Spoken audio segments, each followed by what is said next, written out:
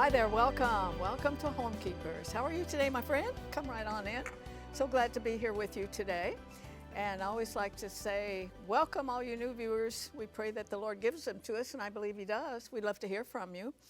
And I think you're going to like the program today because, my sidekicks on here, Wanda Bascom and Stephanie O'Neill, we're all grandmothers. And this program is for grandmothers.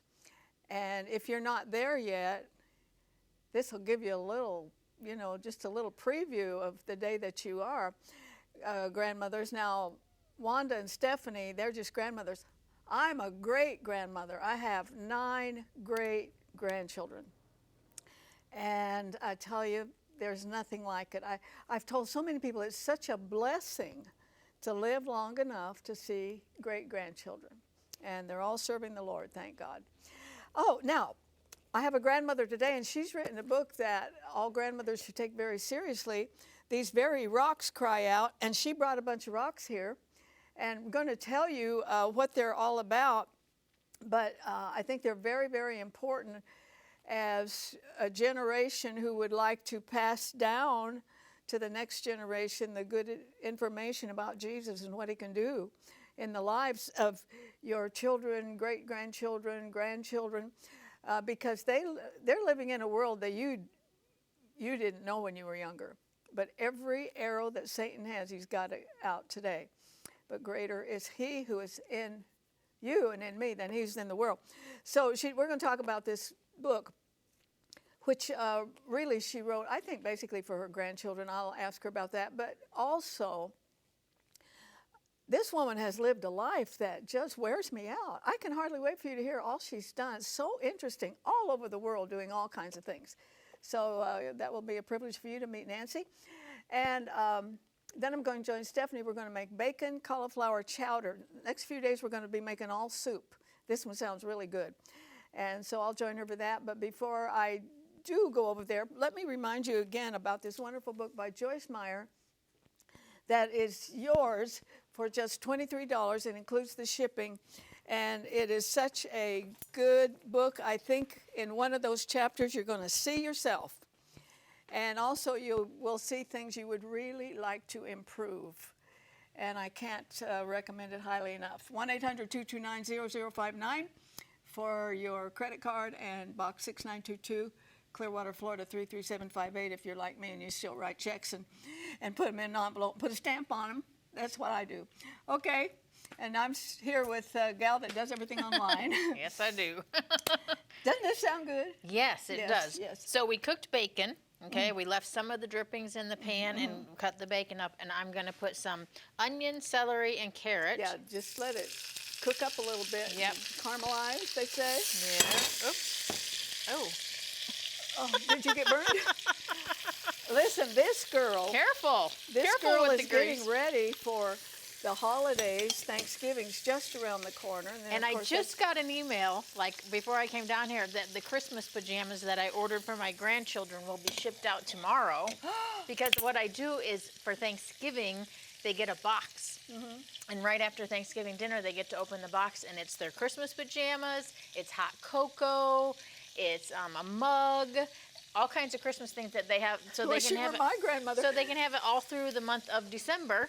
Yeah, getting ready for Christmas. Salt and pepper. Will you get some pictures for us? Sure. I want to see pictures of those pajamas. Sure.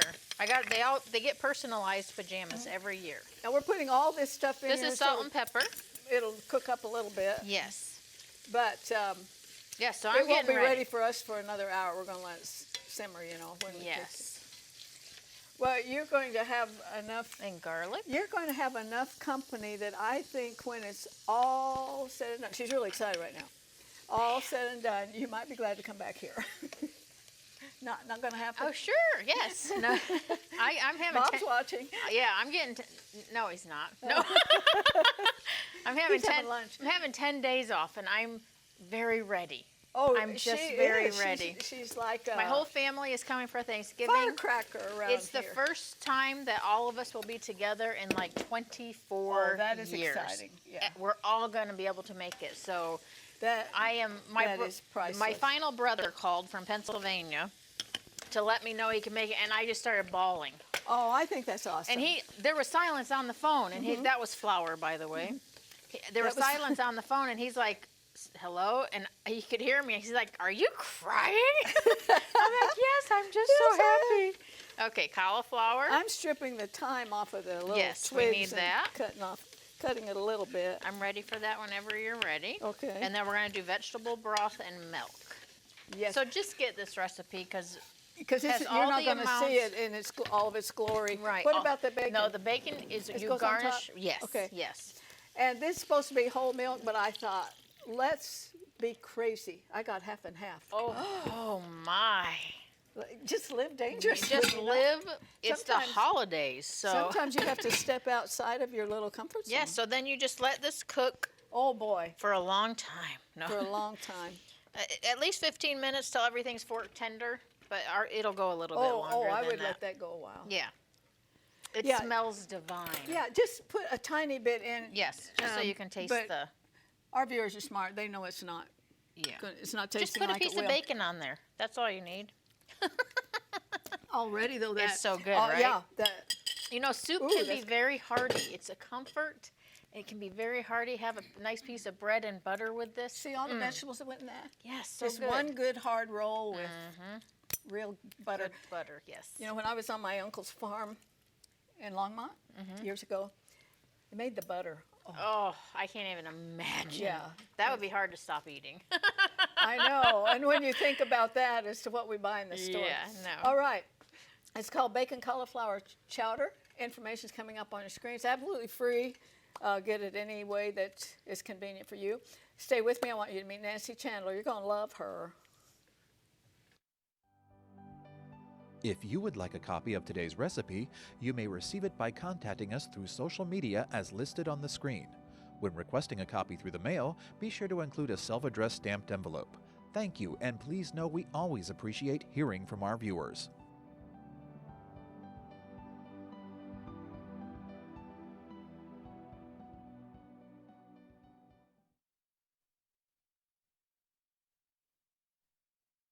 Okay, I want to welcome Nancy Chandler. And you've been a missionary, a teacher, Africa, author, yeah, Africa, France, Belgium. Where were you born, and what was your family like that you ended up with such an interesting life? You know, it was only the Lord, Arthelene. It's a thrill to be here and talk with you because even though I was overseas for many years, my mother watched your program and would tell me about it. So that's very that's special. Wonderful. I grew up in Akron, Ohio. I found the Lord at the age of 13 under the ministry of Rex Humbard. I don't know whether you know that. He was a real soul winner. He was my a goodness. fantastic. Yeah, he's been here. Yes, I know. And I think he was on the anniversary celebration tape or something. Anyway, my husband also came to the Lord under his ministry. And the first thing my husband said to me as we began dating is, Nancy, I know the Lord wants me to go to Africa. Well, I had made a commitment very early under Oswald J. Smith's field director, yes. who had come to our church, and that rang a little bell in my heart. And I said, well, who knows what the Lord's going to do here? And he certainly did do it. And Rex was one of our first supporters to send us to West Africa to a 95% Muslim community. Small world, isn't it? Small world. And she has written These Very Rocks Cry Out. So do you want to tell us what we've got on this table here? Yes. During one of our furloughs when we came home, we were to come home for, we thought about 4 years because our kids were going into college, last years of high school, and we had received some advice from a very special missionary who said, Chandlers, go home for a term somewhere along the line when your kids are going into college because after having grown up in Africa, it would be good for you to be with them during times when they're making important decisions. That was on very the back. thoughtful. Yes, that was very thoughtful. Our children were very small at the time. But we kept that in our back burner, and that time did come very, very fast. And we were home. We had no money. We were living at D&D Missionary Homes. Very familiar with that. Yes, and my husband was working at our home office, which was United World Mission that was based here at that time. And I was dealing with the adjustment. And so we were having devotions with our two girls, and we were reading in Joshua, the 4th chapter, and where Joshua said to the leaders of the tribes, go out and get a boulder. We've just crossed the Jordan, dry, shod. We're going to build an altar here. And from now on, when your children ask, what does this mean? You will be able to tell them that the Lord dried up not only the Red Sea, but the Jordan River. And it's not a question of if they will ask. The thing is, if you have a memorial, they will ask. If you have a legacy, they will ask about it. So, as we studied this, I said to the girls, go out in the D&D parking lot and find 12 stones, the biggest you can find, because we were believing God for a miracle. We knew that after living at D&D, we had to go somewhere. We had no money. And we had to have a house. We couldn't afford much, but we wanted the house that God wanted us to have. Not ostentatious, but meeting our needs. So they got the rocks, brought them back in, and we said, okay, because by then we had located a house that was sitting empty, but the normal interest rates were 14%. Who can afford that? And this one had an assumable mortgage, but you only needed $30,000. Oh, of course you had that, didn't Well, you? of course, in our back pocket, you know. Anyway, The missionaries. I said to the girls, has the Lord done miracles in our lives? Well, yes, Mother, they have. I said, well, let's name a few. So we sat there, and on these rocks, we took them, like this one here says coup d'etat. We were in an overthrow of the government. And I said, did the Lord release us in a very special way? Yes, Mother. All right, so we said, so we made 12 of these. And we sat them on our coffee table. And we said, all right, now here's the plan. Every time we go through the living room, we're going to pick up one of these rocks and say, coup d'etat. Lord, I want to thank you for bringing us through that coup d'etat miraculously, safely, even returning the car that was stolen, that the insurgents had stolen. And we need another miracle, Lord. We believe in miracles.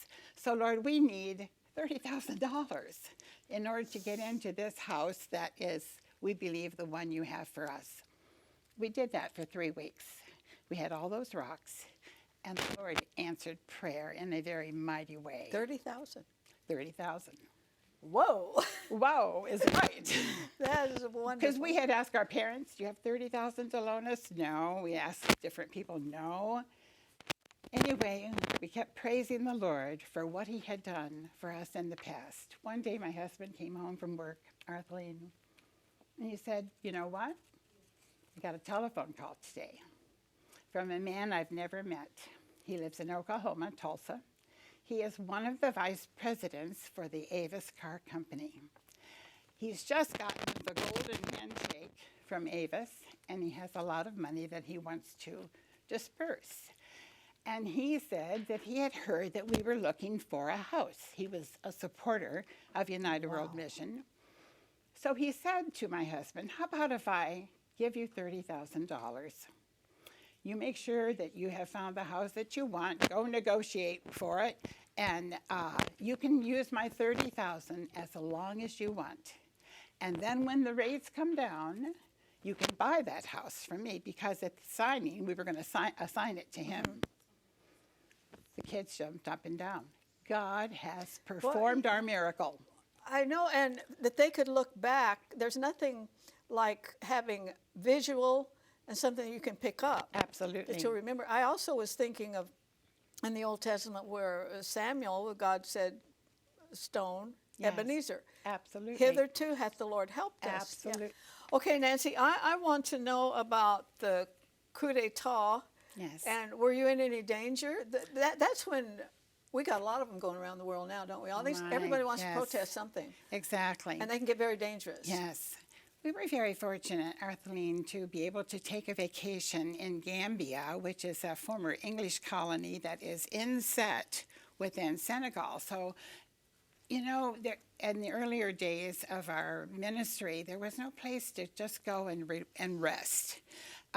We tried camping on the beach, but you know, missionaries need that. You need to get away. So we had these hotel rooms that were off season in Gambia. We went down there and we were so excited about going. It was this time that Lady Di and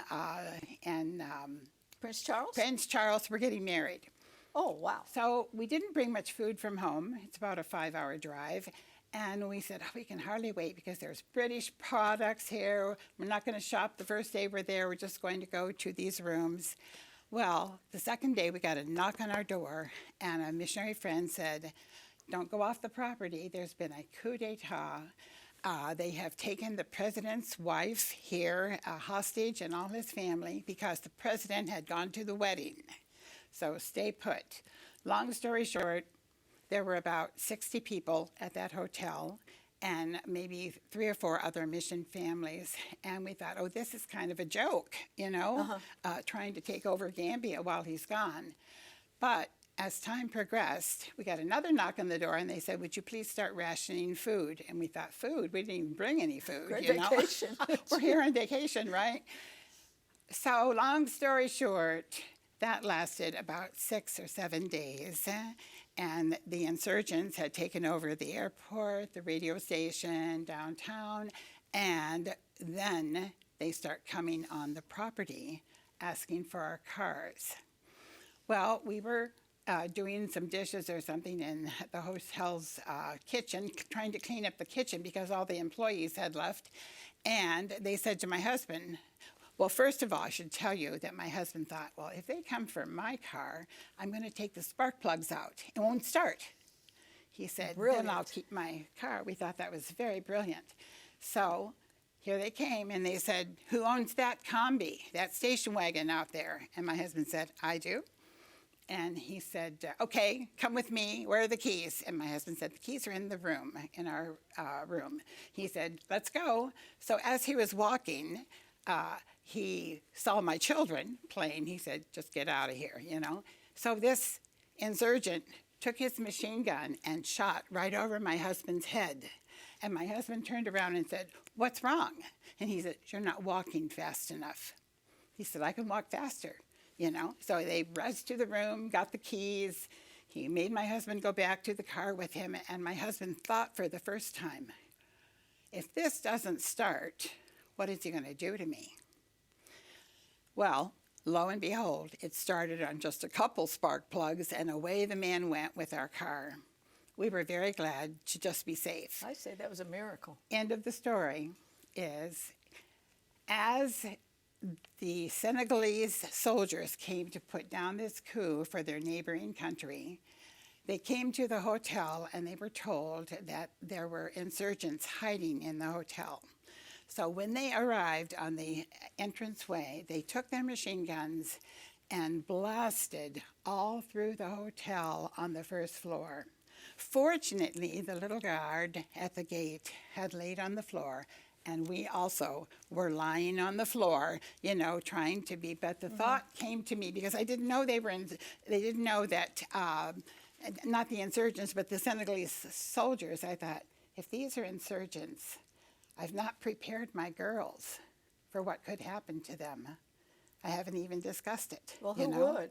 Well, who would in that moment of need? Never entered my mind. Long story short, they were Senegalese soldiers. They were good for soldiers. our good, and they released us, and we were able to fly back to Dakar on their helicopter, back to the base, and we were safe. Wow. What a story. If you just joined me, I'm talking to Missionary Nancy Chandler, and that's just a drop in the bucket with this book. These very rocks cry out, and amazingly, this isn't just about adventures. It's an effort to make her children and grandchildren really understand the faithfulness of God, and that He can be trusted, and that He absolutely will supply. Now, you lost a child. That has to be the worst.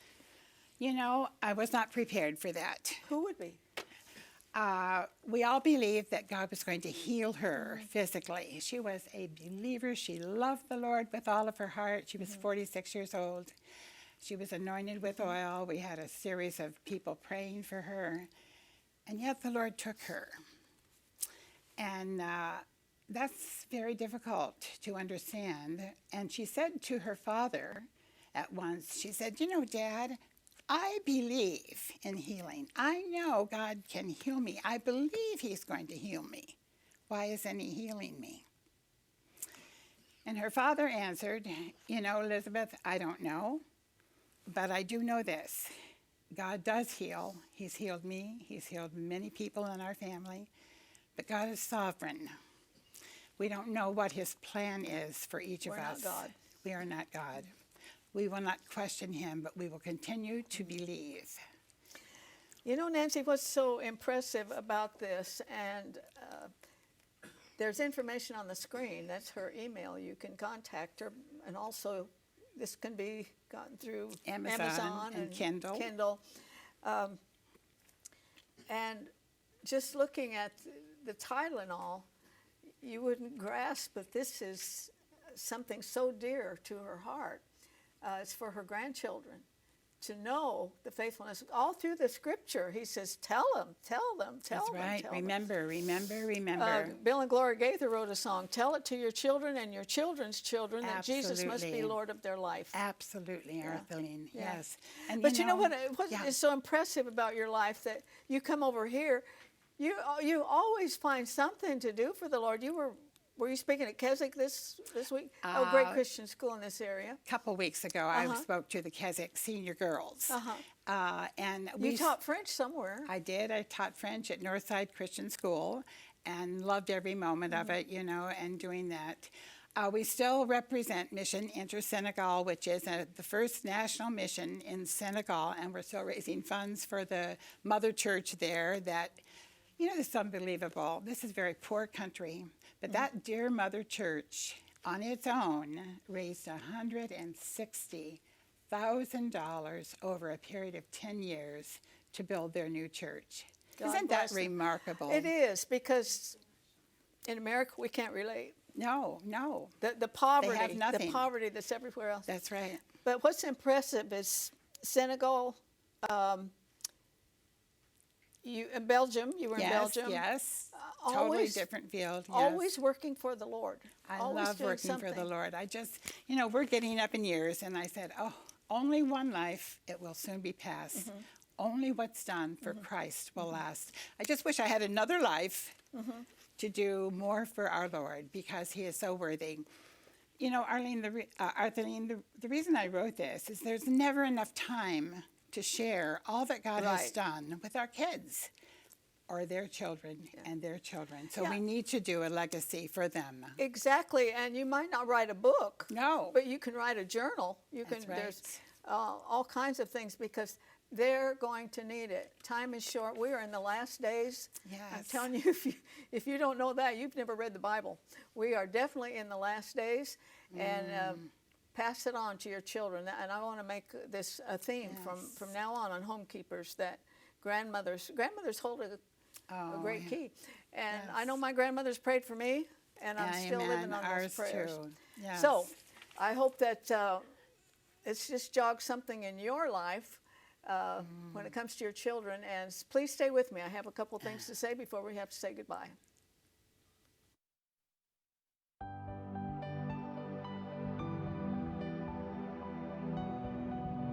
Arthelene would like you to keep the following information handy.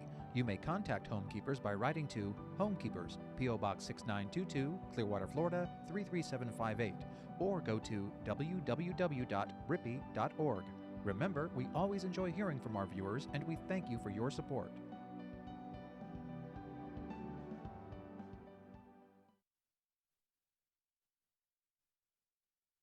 Okay, I again want to remind you of the book by Joyce Meyer. And I've mentioned to you before, sometimes you can read just one paragraph and it'll stand out and change your life. This is the kind of book that is. And you can look maybe at a chapter and say, oh my goodness, that's me. And then it will show you through God's Word how to really get out of any kind of rut you're in. So those are available for $23, 1-800-229-0059, and the address is on your screen. Take advantage of it while we still have some, okay? Now, recently the thought occurred to me of the importance of today's grandmothers. And Nancy Chandler in her book have made that abundantly clear for us.